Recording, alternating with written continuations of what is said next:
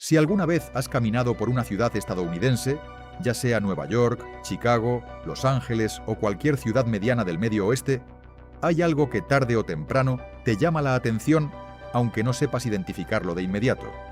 Las calles se sienten diferentes. No es el idioma, no es la arquitectura, no es que todo esté en inglés. Es algo más sutil. Hay un silencio comercial en la banqueta que en América Latina simplemente no existe. No hay señora con su comal. No hay carrito de elotes. No hay alguien gritando jugos, tamales o cualquier cosa rica que te detenga en seco cuando vas caminando. La calle americana, en comparación con una calle mexicana, colombiana o peruana, se siente casi estéril, como si el espacio público existiera solo para transitar, no para vivir. Y tú ahí pensando, ¿dónde come esta gente entre comidas? ¿Nadie aquí tiene hambre a las 3 de la tarde? ¿No existe el antojo callejero en este país? La pregunta parece trivial, pero no lo es. Detrás de esa ausencia hay una historia que involucra regulación sanitaria, poder económico, racismo institucional, urbanismo deliberado y una batalla que todavía está ocurriendo en varias ciudades del país. La calle vacía de puestos no es un accidente. Es el resultado de decisiones muy concretas tomadas durante más de un siglo. Ahora, antes de continuar, hay que aclarar algo importante. Cuando decimos que no hay puestos en la calle en Estados Unidos, estamos hablando en términos relativos. Porque si vienes de Ciudad de México, de Guadalajara, de Bogotá o de Lima, la diferencia es tan brutal que la ausencia se siente física. En México, el comercio ambulante genera alrededor de 4 millones de empleos directos según estimaciones del INEGI. Es una red económica enorme, visible, ruidosa y deliciosa que forma parte del tejido urbano cotidiano. En Estados Unidos esa red existe, pero está tan regulada, tan restringida y tan transformada que a veces es irreconocible. Y entender por qué llegó a ese punto requiere entender cómo se construyó la ciudad americana desde sus cimientos. Todo empieza con una pregunta que parece administrativa, pero que en realidad es profundamente política. ¿Quién tiene derecho a usar el espacio público para ganarse la vida? La respuesta que dieron las ciudades americanas a esa pregunta a lo largo del siglo XX define todo lo que ves, o más bien todo lo que no ves, cuando caminas por sus calles hoy. Y esa respuesta fue mucho más violenta y calculada de lo que parece a primera vista. Para entender por qué las calles americanas quedaron así, hay que remontarse a finales del siglo XIX. En ese momento, las ciudades de Estados Unidos se parecían bastante más a lo que conocemos en América Latina hoy. Nueva York, Chicago y Filadelfia tenían mercados callejeros ruidosos y caóticos, vendedores ambulantes en cada esquina, carritos de comida empujados por inmigrantes italianos, judíos, polacos y chinos que llegaban al país sin capital, pero con ganas de trabajar. La banqueta era el primer escalón económico para quien llegaba sin nada. Eso cambió de manera gradual pero sistemática a partir de las primeras décadas del siglo XX, y el mecanismo que lo cambió tiene un nombre muy poco dramático para todo lo que implica. Se llama permiso de vendedor ambulante, o en inglés, vendor permit. Suena burocrático, suena neutral, pero la manera en que ese sistema se diseñó y se aplicó no fue neutral en absoluto. Piénsalo así. Imagina que tú quieres vender tacos en una esquina. En México, en muchas ciudades, llegas, pones tu equipo y negocias tu presencia con la dinámica del lugar, con otros vendedores, con el delegado, con quien sea. El proceso es informal, a veces caótico, pero tiene una lógica de acceso relativamente baja. No necesitas capital grande para empezar. En Estados Unidos, el proceso es radicalmente diferente. Para vender comida en la vía pública, necesitas primero una licencia de manipulación de alimentos, que requiere un curso certificado y un examen. Después necesitas un permiso sanitario para tu equipo, que debe pasar una inspección del Departamento de Salud del condado. Luego necesitas un permiso de vendedor ambulante emitido por la ciudad, que en muchos municipios tiene un cupo limitado y una lista de espera que puede durar años. En la ciudad de Nueva York, por ejemplo, hay permisos de vendedor de comida que llevan más de una década en lista de espera. Literalmente más de 10 años esperando un papel para poder vender en la calle. Y eso no es todo. necesitas un vehículo o carrito que cumpla con especificaciones técnicas concretas de tamaño, materiales y equipamiento. Ese carrito certificado puede costar entre 10 y 30.000 dólares dependiendo de la ciudad y el tipo de comida. Después necesitas un lugar donde guardar y preparar tu comida fuera del carrito, porque en la mayoría de los estados no puedes preparar alimentos directamente en la vía pública. Ese lugar se llama Commissary Kitchen, una cocina comercial certificada que rentas por horas o por mes. Y finalmente necesitas un seguro de responsabilidad civil que te cubra si alguien dice que tu comida le hizo daño. Suma todo eso. Estamos hablando de una inversión inicial que fácilmente supera los 50.000 dólares antes de vender tu primera hamburguesa. Eso no es el primer escalón económico para quien llega sin nada. Eso es una barrera de entrada diseñada para que solo quien ya tiene capital pueda participar. Ahora añade otra capa. Los restaurantes establecidos llevan décadas haciendo cabildeo activo ante los gobiernos municipales para limitar la competencia callejera. El argumento que usan públicamente es la higiene y el orden urbano. Pero el argumento real es mucho más simple. Un puesto en la calle que vende el mismo producto a la mitad del precio es competencia directa para un restaurante que paga renta, empleados con beneficios, impuestos sobre el local y todos los costos de operar en un espacio cerrado. La industria restaurantera americana es uno de los sectores con mayor capacidad de presión política a nivel municipal. Y durante décadas usó esa capacidad para que las reglas del juego fueran cada vez más difíciles para el vendedor callejero. El resultado es un sistema donde la venta en la calle no desapareció por falta de demanda.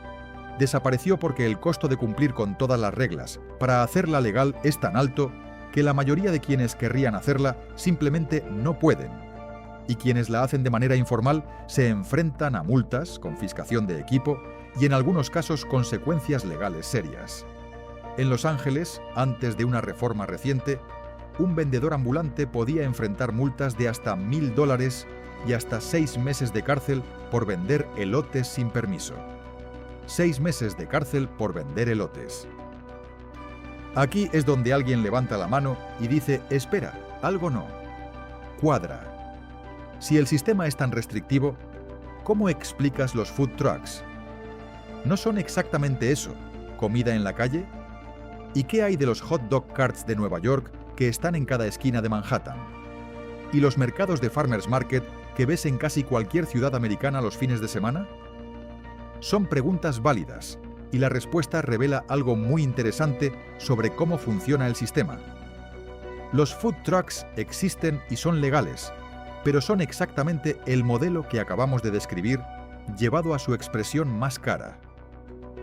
Un food truck certificado y operando legalmente en una ciudad como San Francisco o Austin puede representar una inversión inicial de entre $80.000 y $150.000 dólares.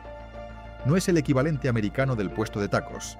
Es un negocio formal con estructura de pequeña empresa, financiamiento bancario, redes sociales, menú de diseño y clientela de clase media con capacidad de pagar $12 por un taco gourmet. Es comida en la calle. Sí, pero es comida en la calle para quien puede pagarla y operada por quien puede invertirla.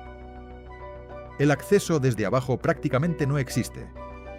Los hot dog carts de Nueva York son un caso aparte y muy ilustrativo. Esos permisos son tan escasos y tan codiciados que se heredan, se venden ilegalmente entre privados, y algunos han llegado a transarse por cifras cercanas a los $300.000 dólares en el mercado negro de permisos. $300.000 dólares por el derecho a vender hot dogs en una esquina. Eso no es un sistema de acceso abierto. Es un sistema donde el permiso mismo se convirtió en un activo especulativo. Y los farmers markets, esos mercados de productores que parecen tan accesibles y comunitarios, también tienen sus propias barreras. Para vender en la mayoría de ellos, necesitas demostrar que eres productor directo de lo que vendes, pagar una cuota de membresía al mercado, cumplir con certificaciones sanitarias y en muchos casos tener seguro. Son espacios muy controlados, que funcionan bien para pequeños agricultores establecidos, pero que no son un punto de entrada para el vendedor urbano informal. Entonces la objeción queda respondida. Sí existe comida en la calle en Estados Unidos, pero existe en una versión que ha sido filtrada, encarecida y reencuadrada para que sea compatible con el modelo económico formal.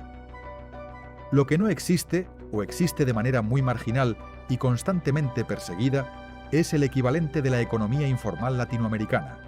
El vendedor que empieza con poco capital aprende en la práctica y va creciendo desde la banqueta. Y aquí viene el giro que cambia toda la perspectiva del video. Resulta que esa ausencia no es universal dentro del propio Estados Unidos. Hay ciudades que están revirtiendo activamente décadas de restricción. Y el detonador de ese cambio tiene un nombre y una fecha muy concretos.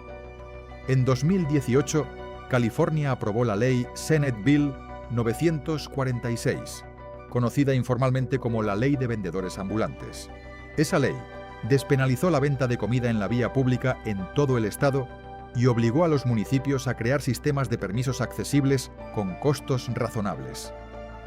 La ley fue impulsada en gran medida por comunidades latinas en Los Ángeles que llevaban décadas operando en la informalidad y enfrentando persecución policial constante. El resultado fue inmediato y visible. En Los Ángeles aparecieron miles de vendedores que antes operaban escondidos o directamente no operaban.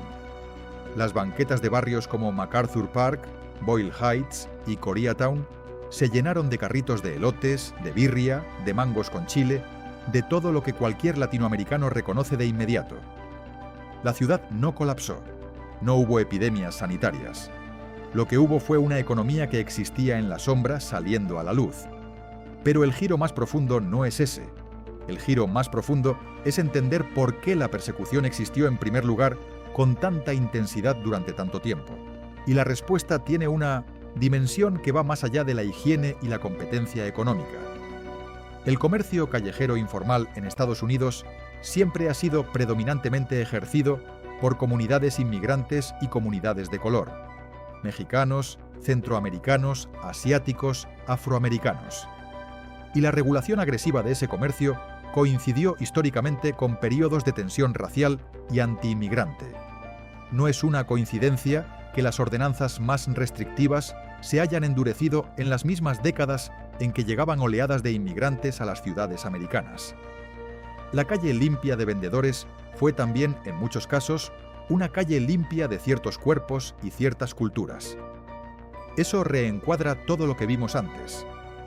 Las barreras regulatorias no son solo política económica, son también política cultural, y entender eso cambia completamente la manera de leer una banqueta vacía. Volvamos al punto de partida. Estás caminando por una ciudad americana y las calles se sienten diferentes. Ahora ya sabes por qué. No es que los americanos no tengan hambre a las 3 de la tarde. Es que durante más de un siglo se construyó deliberadamente un modelo urbano, donde satisfacer ese hambre en la banqueta era complicado, caro, burocrático y en muchos casos ilegal dependiendo de quién lo hiciera y dónde. Ese modelo no surgió de la nada. Surgió de una combinación de presión de la industria restaurantera, regulación sanitaria legítima, pero aplicada de manera desproporcionada, urbanismo que priorizó el automóvil y el espacio privado sobre el espacio público vivido, y una larga historia de restricciones que recayeron con más fuerza sobre las comunidades con menos poder político para defenderse. Y sin embargo, el modelo está cambiando. California abrió una puerta que otras ciudades están mirando con atención. Nueva York lleva años debatiendo una reforma profunda a su sistema de permisos. Chicago tiene movimientos activos de vendedores organizados exigiendo acceso legal. Lo que durante décadas fue perseguido está siendo reconocido, lentamente y con resistencia, como una forma legítima y valiosa de actividad económica y cultural. Hay algo que vale la pena decir aquí, porque es el tipo de cosa que se te queda. El puesto en la calle no es solo un lugar donde comprar comida barata. Es un tipo específico de infraestructura económica que permite que alguien sin capital significativo pueda participar en la economía urbana con su propio trabajo. Es el primer peldaño de una escalera.